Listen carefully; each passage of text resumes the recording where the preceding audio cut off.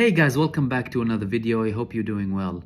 I want to talk to you about many important stuff today. The first one is the Yemeni scene. Yemen has seen protests on a weekly basis, millions of people going out to support Gaza and ask their government to take action. And they indeed have. One of very, very few sides that actually participated in support against Israel and its genocide in Gaza. Today they went out in their millions to show support to their government against the US coalition. They're saying we're siding with our government, and if they want to bring war, bring it on. We're ready, we will fight until death. This is what the Yemenis are saying. And today's protests were very, very large indeed. I mean, all of their protests in general are very big, but today's one was especially large, and it's almost to show that we have given even more support to our government and its actions to support the Palestinian people in Gaza against the Israeli genocide. And it's a sign to America and its allies that you will not make us afraid of you and your warships and threats of war. Which is related to the second thing that I wanted to talk to you about. An Israeli related ship that the Houthis were targeting, they sent a request for the Chinese warships in the Red Sea for help, and the Chinese ships refused. If you recall, after America said that they were sending ships to support Israel, Vladimir Putin said also that our fighter jets will be near and they will have missiles in range to target those ships. He made a very straightforward threat. He didn't call it a threat. He said it's not a threat, but it was a threat. And the Chinese also said that they were sending 6 warships, which they have. This is a clear sign from China that they're not going to be siding with Israel and they're not going to help them.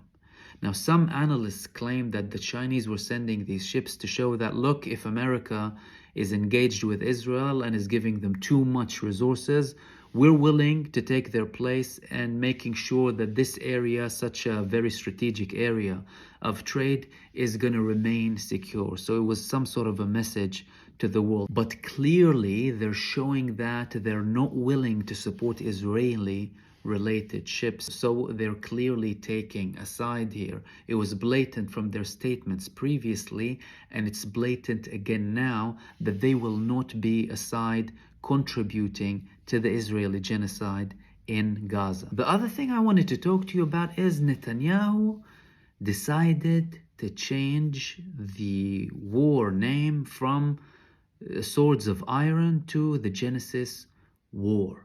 Now, this is related to another topic that I wanted to talk about, which is the withdrawal of Golani Division and the introduction of KFIR Division. Not many people spoke about the division that's replacing Golani and why they took Golani out. So why is Netanyahu doing this now? He's clearly giving more religious tones. He previously said that this is like a be-all and end-all war. This is a threat to our existence. He used quotes from the Bible and the Torah. And now he's saying this is the Genesis war. Genesis, in which they believe that God promised the land to Abraham and his descendants. They somehow believe that they're descendants, even though it's descendant of Abraham. And they're trying to give this a holy war. But this is linked to the introduction of the KFIR Division. Now, I'll speak about Golani first and I'll reach this new division, KFIR. Golani is one of Israel's oldest divisions. The Haganah formed them. The Haganah militia, the terrorist militia that was fighting against Palestinians before 1948, killing not only Palestinians but British troops as well. They formed Golani, and Golani participated in Israel's biggest wars and the most successful of them. 1948, 1967, 1973, 1982, the Second Lebanon War, during the Intifada days before that, and all the previous wars in Gaza. So how comes they're taking this most successful division out of Gaza? Well, clearly they took a massive beating and suffered tremendous losses and casualties. They were the same ones that Hamas recorded taking out 11 of them in one go in Shuja'iyya, if you recall. And I spoke previously in one of my previous videos about a previous leader in the IDF in Golani, specifically admitting that they lost a quarter of their force in Gaza.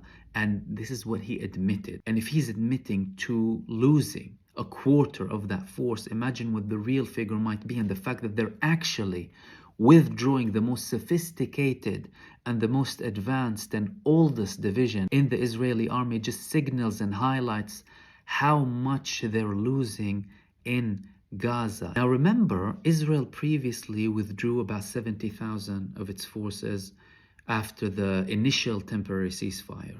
Later we had reports of a commander and 2,000 soldiers fleeing battle because they did not receive the fire backing from the Israeli army. And a very important thing, Golani Division consists of mainstream Israeli citizens from all walks of life. So they can be secular people, they can be people with different ideologies, or from all walks of life, but not with KFIR. The KFIR division, who was just introduced, and this could also relate to why Netanyahu changed the name of the war. KFIR consists of religious Zionist fanatics. They were formed mostly in the 90s, unlike the Golani Division, and they focus solely on bullying Palestinians in the West Bank. They have no experience like Golani has. They don't have wide range abilities like Golani. So why are they sent there? It's because there's no willingness to fight for Netanyahu, and only these extreme fanatics are fighting for him. The religious Zionist fanatics who abuse people and kill them left, right, and center, children and elderly, and abuse civilians, and he's sending them to Gaza. It's a recipe for failure if the war is going to be longer than expected. These people are going to be completely annihilated. If Golani suffered such massive losses, imagine how bad it's going to be for this division that has basically no experience in general warfare. One of their brigades is called Netzach Yehuda, the Eternity of Judea. They focus primarily on certain locations in the West Bank, and these people are supported heavily by Itamar Ben-Gvir, and they're encouraged to abuse Palestinians. Like many of the recordings you see in the West Bank of soldiers abusing Palestinians or siding with settlers to shoot Palestinian farmers or civilians, people on checkpoints. These are the people who are being sent to Gaza, the religious extreme right fanatics, because no one is willing to die for Netanyahu now apart from these people. People who have been completely brainwashed, lived in radical settlements, and were always brought up on hatred of Palestinians and having very extreme ideologies.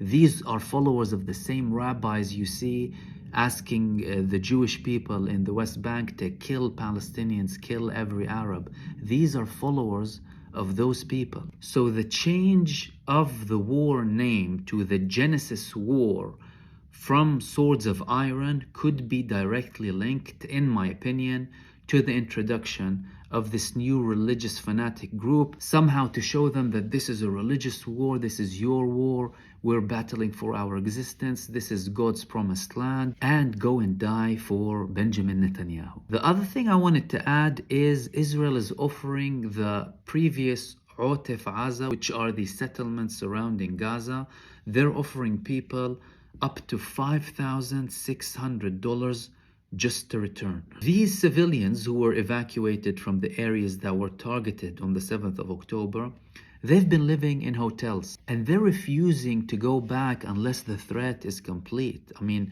imagine someone living in fear that a campaign like that can happen again. Hamas can actually go, capture areas, reoccupy them, take them back, and take hostages. How can they live with that? How can they live with such a threat? And these people are telling Netanyahu, unless the security issue is completely resolved in our areas, we're not going back, but we're expecting the government to give us compensation. So they're refusing this money and they're saying, no, I want to live somewhere else. I don't want to go back there. So you have a very large area that's used for agriculture, that's used for many essential things in Israel in terms of produce and land and everything.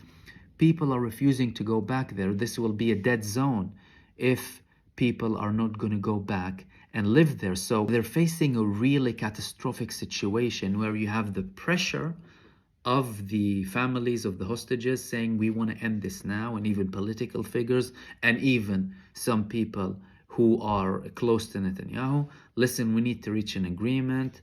We've hurt Hamas and we need a way out.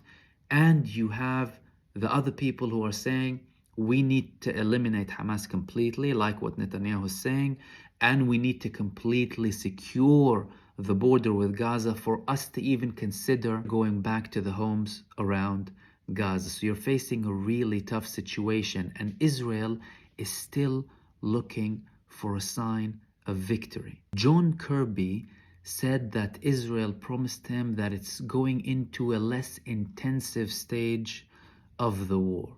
So Israel, according to him, is taking it step by step, climbing down the ladder, but they're still looking for that sign of victory. I mean, previously they spoke about targeting Yahya Sinwar's house and then his office.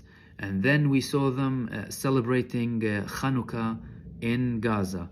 Then they told us we found the largest tunnel.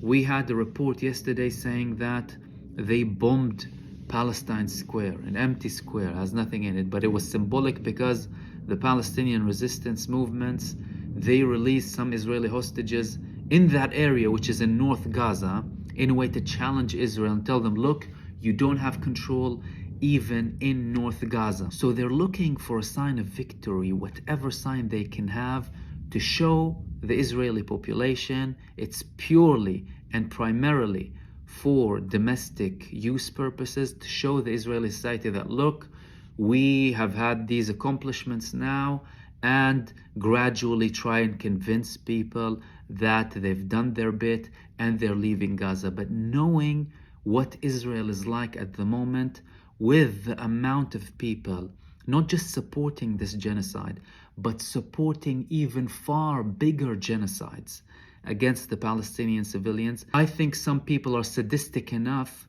to think that, oh, okay, only by the images of the destruction, only by the images of misery and suffering, we're fine with that because we've destroyed almost all of Gaza. So some people are sadistic enough to be happy with that as a sign of accomplishment. I previously stated how Israeli media has lots of sadism in it, even when it reports about the casualties in Gaza, even when they report about the destruction, even when they report about people looking for basic things of what used to be their home in Gaza. And many people comment like, this is what they deserve, do it to all of them, force all of them out. You've had many Israeli leading figures talking about this is the 2023 Nakba.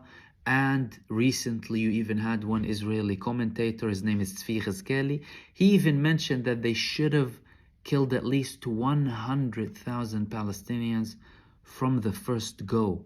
So you're talking about an extreme upon extreme upon extreme. It's very sadistic the way they talk about the Palestinian citizens, and the level of destruction could be enough for some people for Israel to end the war. But what's for sure is there is mounting pressure on Israel.